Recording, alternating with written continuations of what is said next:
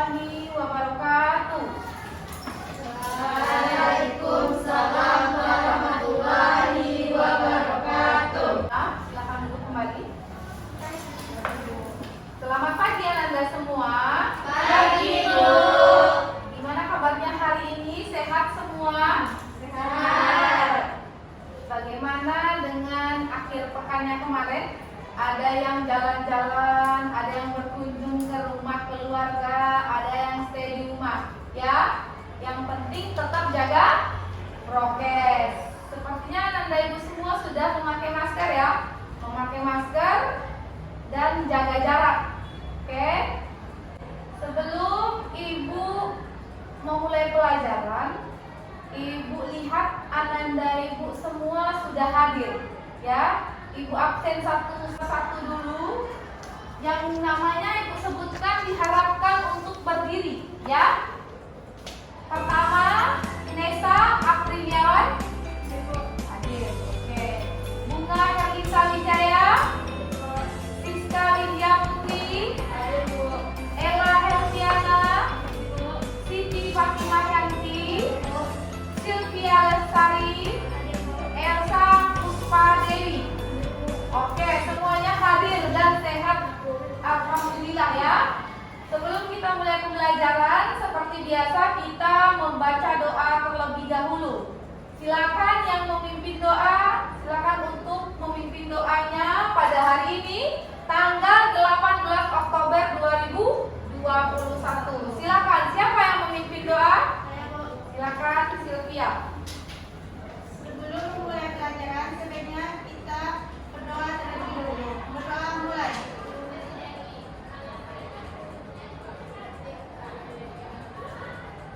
Berdoa selesai.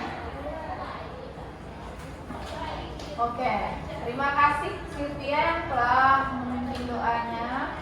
Sekarang bertepatan hari Senin ya. Jadi hari Senin Ananda Ibu memakai seragam. Apa seragamnya hari Senin? Putih abu-abu dan memakai rompi. Silakan berdiri. Coba Ibu cek. Silakan semuanya berdiri. Ibu mau cek kerapiannya ya.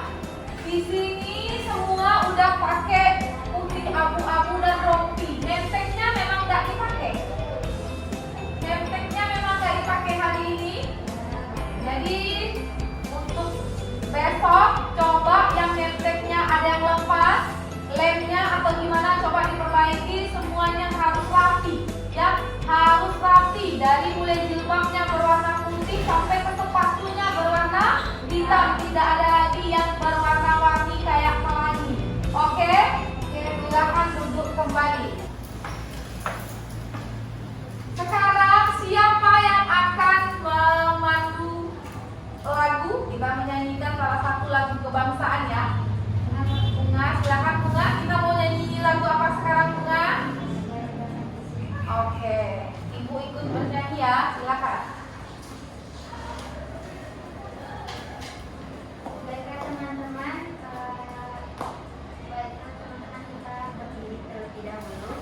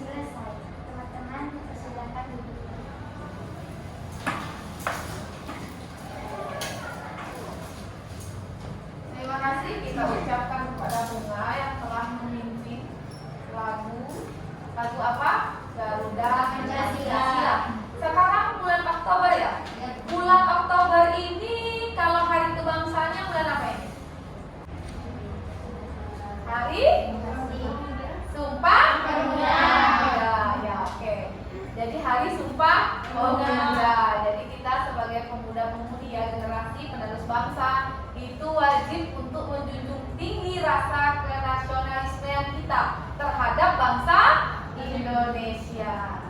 Ya. Selanjutnya kita speaking untuk senam otak atau melihat konsentrasi kita. Apakah hari ini memang benar-benar sudah berkonsentrasi atau badannya saja yang di sini, pikirannya di luar. Coba kita tes ya. Siapa yang hari ini yang akan melakukan speaking? Oke, Siska silakan.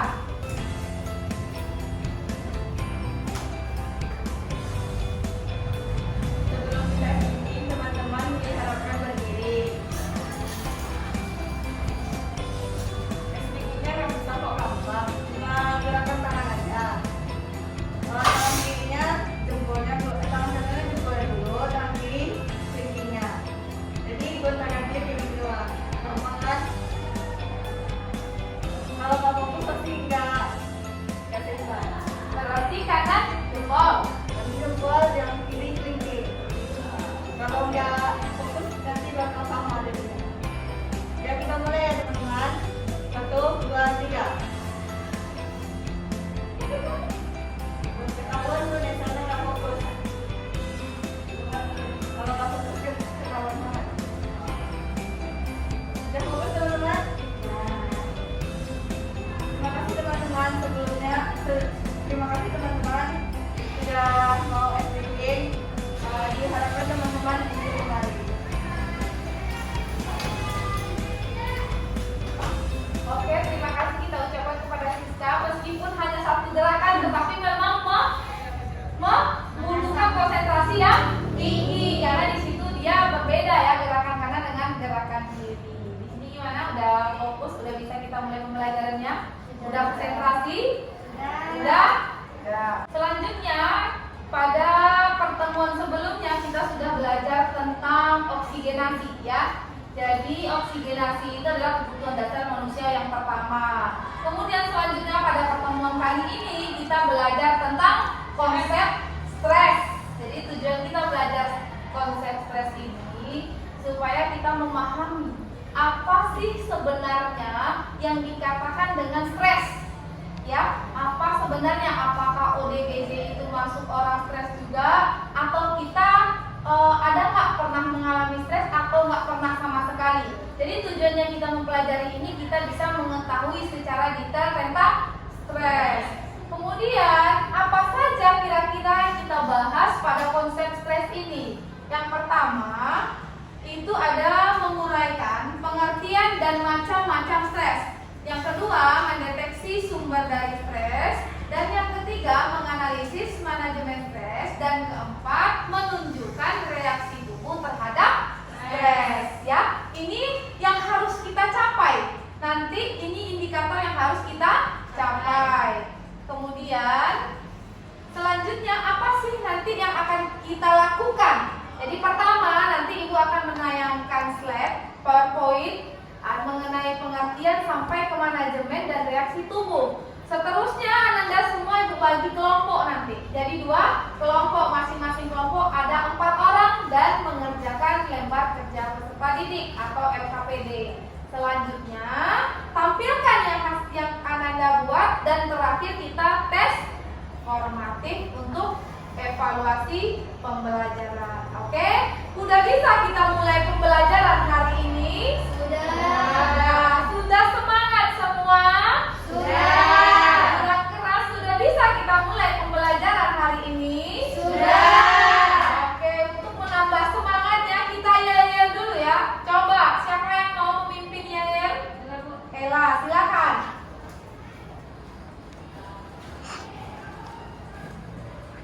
Baik teman-teman, kita akan melakukan yel-yel.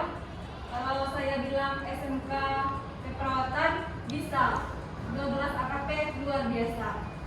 Baik, kita mulai teman-teman. SMK keperawatan Bisa. AKP Luar biasa. Sekali lagi teman-teman. SMK keperawatan Bisa. AKP Luar biasa. Oke, terima kasih ya. Ini memang luar biasa ini. Luar biasa, tapi kurang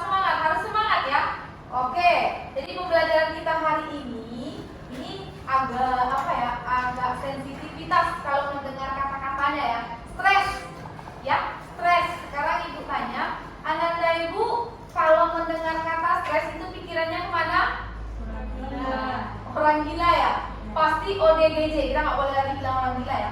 Kita bolehnya cuma bilang ODGJ, orang dalam gangguan jiwa. Oke. Pada pertemuan kali ini kita akan belajar tentang konsep stres. Di sini Ibu akan menampilkan sebuah kasus, ya. Ada kasus, kemudian dari kasus tersebut nanti akan Anda lihat, analisa, ya. Setelah kita mempelajari baru dibahas nanti kasusnya itu sebenarnya orang ini kenapa, ya. Coba kita lihat, itu kasus pertama. Selama belajar dari rumah, Ridwan selalu sulit untuk berkonsentrasi. Dan udah paham kasusnya. Sekarang kita lihat, apa sih stres itu? Sebelumnya Ibu menanyakan, kalau menurut Ananda, stres itu apa? Tekanan. Oke, Siti bagus. Ada yang lain pendapatnya mengenai stres? Banyak pikiran, kata Nesa. Lanjut, Ella. Sama. Oh, berarti banyak pikiran. Berarti ada dua versi ya. Tekanan, kata Siti, tekanan. Tekanan apa, Siti? Tekanan ke dalam diri kita, seperti itu. Kemudian kata si Nesa sama si Ella itu banyak pikiran. Ada lagi yang lain? Stres itu apa? Oke, Siska. Banyak masalah. Depresi. Berarti ada kesedihan yang mendalam. Orang itu akan stres. Jadi stres itu adalah apabila seseorang mengalami beban atau tugas yang berat, tetapi orang tersebut tidak dapat mengatasi tugas yang dibebankan itu, maka akan berespon dengan tidak mampu terhadap tugas tersebut. Disitulah seseorang akan mengalami stres. Coba lihat, stres itu ada penyebabnya apa? Stresor. Ya, stres itu ada penyebabnya stresor. Tadi udah Ananda Ibu jelaskan semuanya kapan orang itu dikatakan stres. Ya, jadi intinya kalau misalnya yang dari luar itu tidak bisa kita tangani di dalam, akan terjadilah pergejolakan di dalam diri kita, itu yang dinamakan stres. Ternyata stres itu dia bermacam-macam. Tidak satu dia. Apa aja itu? Ada stres fisik, ada stres kimia, ada stres mikrobiologi, ada Stres fisiologi, stres proses pertumbuhan dan perkembangan, stres fisik atau emosional. Oke, coba kita lihat satu-satu. Apa itu stres fisik? Stres fisik dari bahasanya saja sudah terlihat. Fisik kita yang stres. Saat kapan kira-kira fisik kita itu stres? Saat apa? Kurang tidur itu masuk ke mana kira-kira? Ke fisiologi atau ke fisik? Fisiologi. Oke, coba kita lihat ya. Jadi fisik ini yang mana mendapat beban yang berat. Contohnya apa? Misalnya terkena cahaya matahari terlalu lama, itu kan panas ya. Panas, fisik itu langsung lama. Saya dalam keadaan pacaran kita lama tuh, pas di depan kita itu panas itu menancap cahaya matahari. Itu bisa kita lemas, itu masuk ke stres fisik. Kemudian psikis atau emosional. Ini gimana ini? Gimana? Contoh, pergi ke sekolah. Setiap pergi ke sekolah itu temannya selalu mau berbullying lagi nih, bullying kan emosional. Kemudian ada nggak tahu masalahnya apa, dia marah aja ke kita. Mungkin dia iri atau gimana. Nah, itu kan emosional kita ya, psikis kita, psikologis kita yang dituntut di situ. Itu termasuk juga ke dalam stres. Oke, lanjut kita ke sumber. Ini dia. Tadi macam-macam. Sekarang sumber. Berarti sumber itu dari manakah stres itu berasal?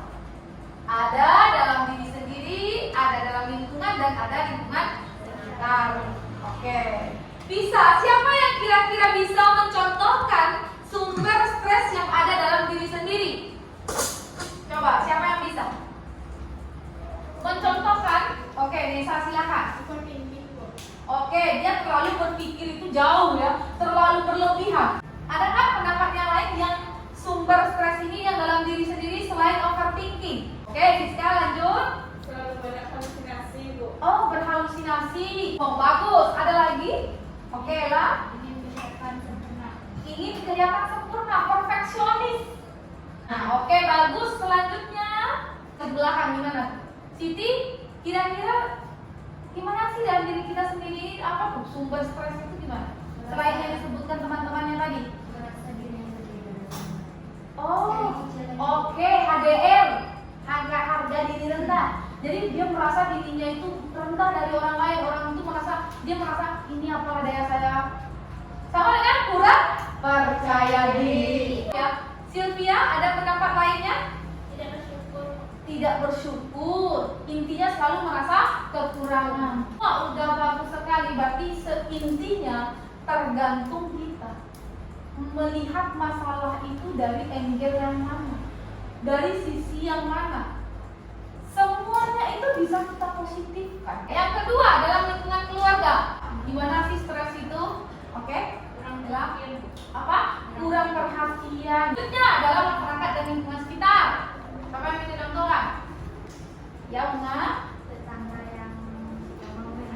Oh ya, tetangga yang suka kepo. Jadi intinya tinggal kita mensiasati seperti apa. Karena kita tahu sumber-sumber stres itu ada dalam diri, ada dalam keluarga, dan ada dalam masyarakat. Oke, sekarang kita masuk ke manajemen stres. Jadi manajemen stres itu ada 6 poin. Pertama, diet dan nutrisi, istirahat tidur, olahraga teratur, berhenti merokok, mengatur berat badan, dan pengaturan waktu. Oke, kita lihat poin terakhir dari konsep stres. Reaksi tubuh terhadap stres. Banyak nih ya. Ternyata stres ini tubuh kita itu ada alarm. Tahu alarm? Kalau misalnya akan terjadi tsunami itu alarm datang. Kalau mau keluar main itu ada bel gitu ya. Ternyata tubuh kita itu ada alarmnya juga. Pertama, apa reaksi tubuh yang dirasakan saat kita dalam keadaan stres? Yang pertama, daya ingat, konsentrasi, dan berpikir menurun. Kemudian wajah tegang, serius, tidak santai, sulit senyum, dan kedutan pada kulit wajah. Kita lanjutkan. Bunga, baca selanjutnya Bunga. Reaksi tubuhnya Bunga. Nafas. Nafas terasa berat dan sesak. Terus Lanjut, jantung berdebar-debar, muka merah dan pucat, lambung, mual, tembung, perih, ulas, defekasi atau diare, sering. jadi udah paham semua, mulai dari pengertian, macam-macam stres, sumber stres, manajemen stres, dan terakhir reaksi tubuh terhadap stres. Oke, sekarang kita masuk ke pengerjaan LKPD. Oke, sekarang yang bentuk ya, bentuk 2 kelompok belajar. Coba hitung dari belakang 1, 2 aja. 1, 2, 1, 2, 1, 2. Oke, silakan duduk berdasarkan kelompok 1 dan kelompok 2. Kelompok 1 di sebelah kanan ibu, kelompok 2 di sebelah kiri ibu. Nah, ini kelompok 1 dan ini kelompok 2. Silakan kerjakan. Waktu pengerjaan 15 menit.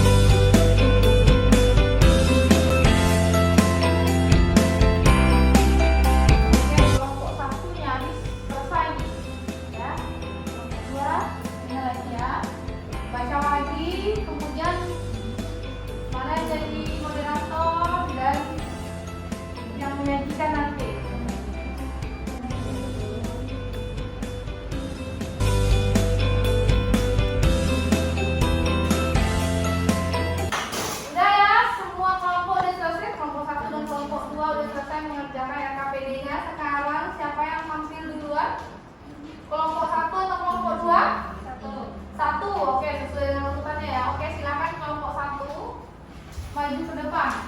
Kelompok 2, tolong perhatikan, kemudian kalau ada sekiranya pertanyaan silakan ditanyakan ke kelompok.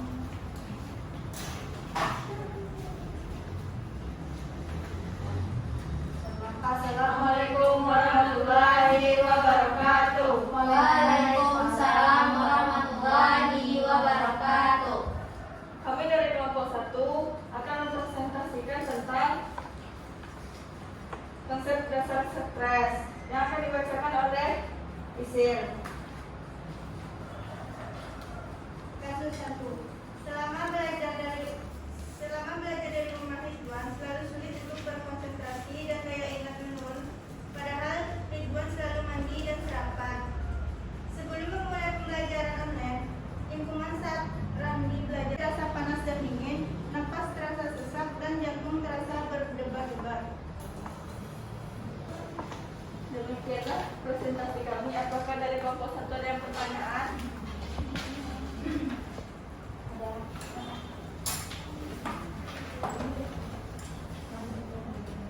Kami dari kelompok 2 ingin bertanya kepada kelompok 1. Apakah nama nyuci coklat adalah salah satu manajemen stres?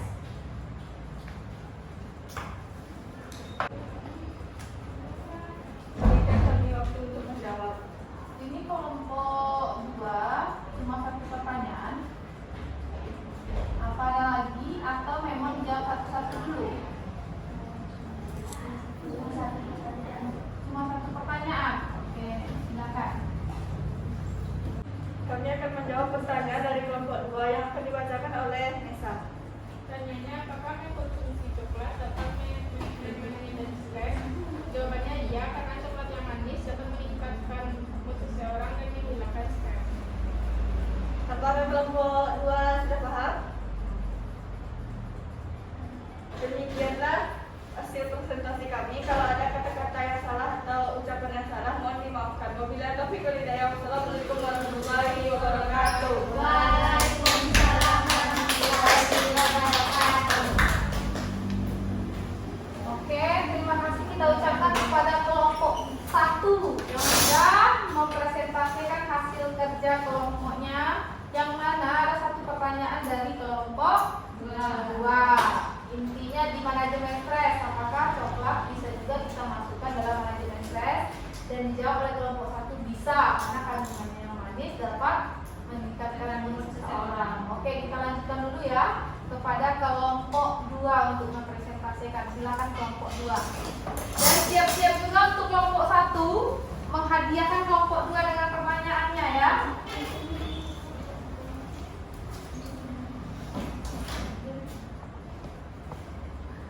Assalamualaikum warahmatullahi wabarakatuh. Waalaikumsalam warahmatullahi wabarakatuh. Baiklah, di sini kami dari kelompok 2 akan mempresentasikan hasil kerja sama kita yang akan dibacakan oleh Dila. Soal yang kasus yang kulit dingin dan panas, mual, sering berkeringat. Baiklah, sekian presentasi kita. Apakah ada yang ditanyakan?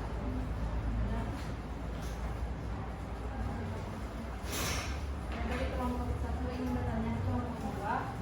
Pertanyaannya yaitu, apakah bisa seseorang dikatakan tidak stres karena kelihatan di wajahnya bahagia atau senang? Pertanyaannya itu apakah bisa seseorang dikatakan stres karena terlihat di wajahnya senang atau bahagia? Jawabannya tidak, karena orang yang stres tidak akan dapat menyembunyikan stresnya dengan waktu yang lama dan akan membuat dan mengeluarkan reaksi tubuh di bagian tertentu seperti Pada kelompok 1, berarti karena kelompok 2 tidak bisa, karena bisa jadi orang yang stres itu dia hanya menampakkan wajah gembiranya saja, di dalam hatinya remuk, seperti itu ya. Seperti itu. Gimana kelompok 1? Oke, berarti ibu bantu luruskan ya. Silakan tutup lagi kelompok 2. Sekian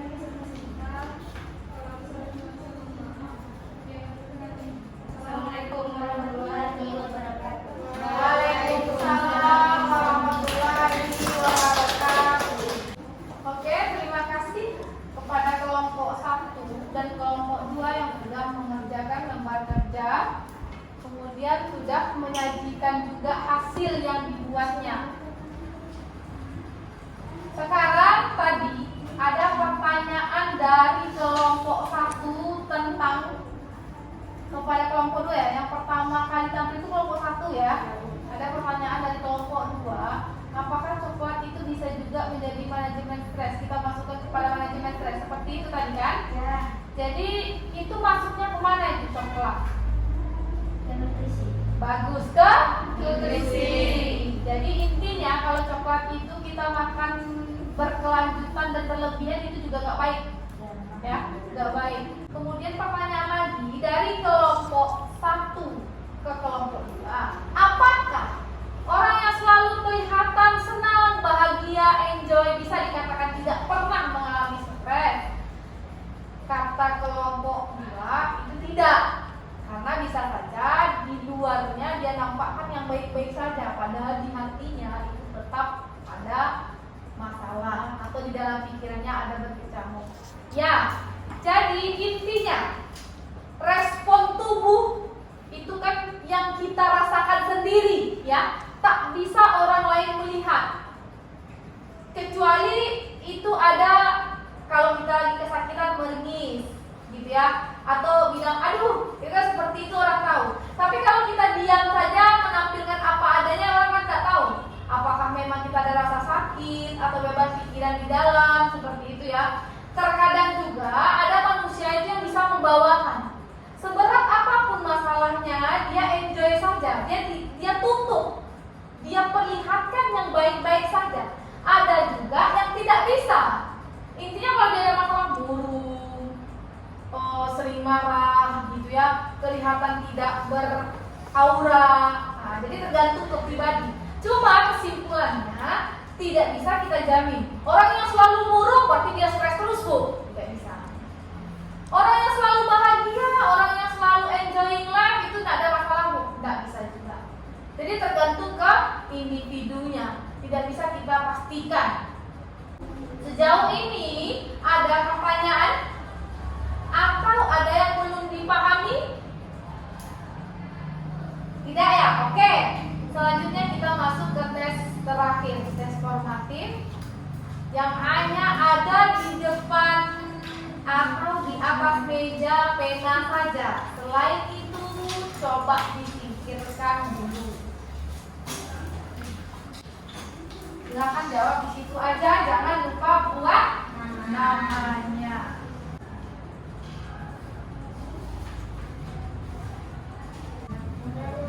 Ada yang selesai, silakan kumpulkan ke depan. Perwakilan saja. Ella.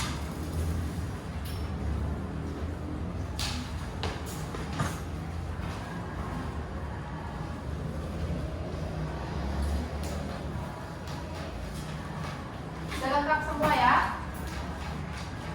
Jadi setelah Ibu periksa LKPD-nya di antara kelompok 1 dan kelompok 2 itu, jadi lebih bagus dari kelompok 1 daripada kelompok 2. Oke, sebelum kita menutup pelajaran, ini anak Ibu sudah melakukan evaluasi ya, sudah menjawab tes formatifnya. Sekarang Ibu minta siapa yang bisa menyimpulkan pembelajaran kita hari ini. Silakan. Jadi kesimpulannya, seorang dapat dikatakan stres apabila seseorang mengalami beban atau tugas yang berat, tapi orang tersebut tidak dapat mengatasi tugas yang dibebankan tersebut. Dan juga karena adanya sensor yang tidak dapat dikira sesak dan jantung berdebar-debar.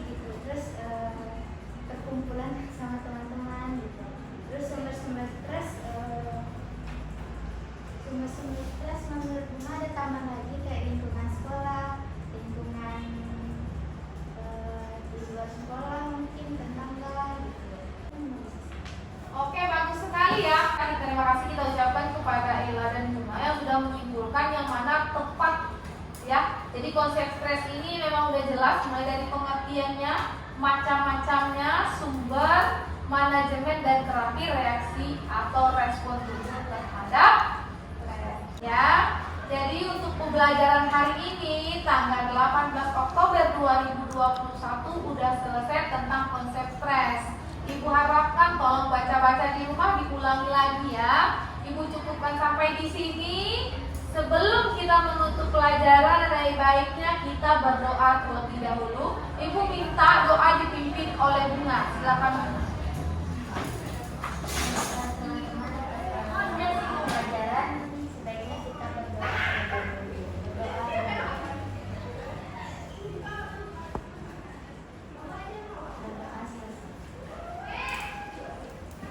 Oke, terima kasih. Sebelum Ibu mengakhiri pembelajaran, Ibu ingatkan kembali tetap jaga prokes ya, tetap jaga protokol kesehatan meskipun semua Anda sudah vaksin ya. Jadi tetap jaga prokes meskipun sudah vaksin. Oke, tetap jaga prokes. Ibu akhiri. Assalamualaikum warahmatullahi wabarakatuh. Waalaikumsalam.